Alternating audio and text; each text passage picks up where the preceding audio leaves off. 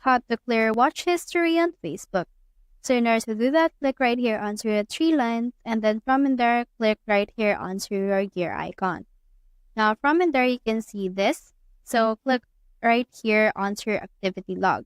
So just look for this on the activity log, and if you haven't found it, you also have the option to just search for it. However, here's activity log right here. Just click on that. And then we have this.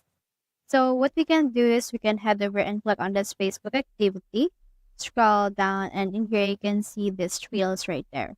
So what you can do in that case is you can just head over and then just click on these reels.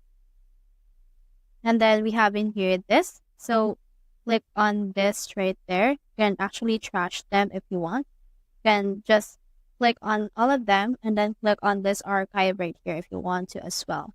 Another method is to just go to your watch history on this particular activity by clicking on this manage other activity and then filter it to watch history right there onto your categories. So from in there, you should be able to do it.